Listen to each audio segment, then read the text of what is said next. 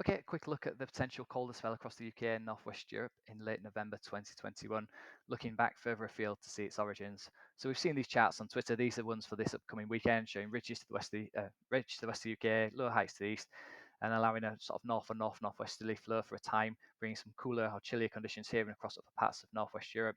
But further afield, the fabled day 10, this is the GFS showing more meaningful ridging up towards Greenland, more meaningful troughing down across Europe, which allows a greater sort of northerly flow across this region, which will encourage cold air out the Arctic into our longitude band. A long way off this is though, and we require various events to happen before it occurs, such as anticyclonic wave breaking in the correct location. And we'll go back to see where the origins of that come from. So first of all, we'll have to talk about anticyclonic wave breaking and Rossby wave energy packets. So this blue line here represents the typical ridges and troughs we see in the mid-latitude and its jet stream running through the flow. These moves eastwards. The higher their amplitude, the slower their eastwards progression.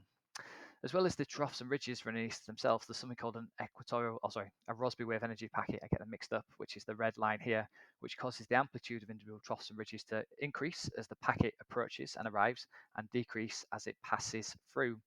And the actual Rossby wave energy packet moves faster than the individual troughs and ridges itself. So if you were to advance this on forwards, you would see an increase in the amplitude of this ridge, trough, etc. on the forward side of this, and a decrease in the ridge trough amplitude to the rear of this feature.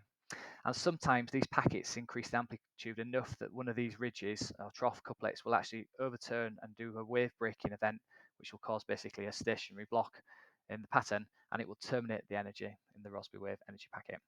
So a good way to look at these and other features is something called a Hofmöller diagram. This from ECMWF's run yesterday, looking at 500 hectopascal height anomaly in the northern hemisphere between 35 and 60 north. Time goes down the left-hand axis, further into the future, into the forecast, and longitude above the bottom. So we can see here we've got an individual ridge shown by these red colours progressing eastwards, and an individual trough to the east of it also progressing eastwards. In addition to this, though, we can pick out these Rossby wave energy packets, which we know are a maximum in the amplitude of ridges and troughs, and knowing that they move faster than the individual features.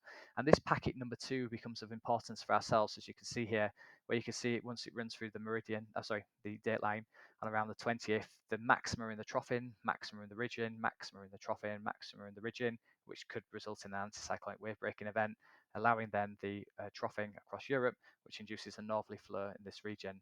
But what generates this packet and where does it come from?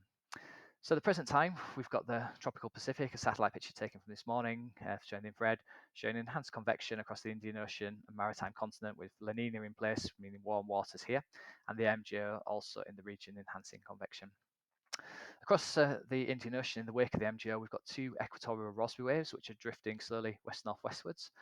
And these are organising convection and causing upper level outflow, as you can see by these red dotted lines and other features that you might just be able to pick out in the cirrus here.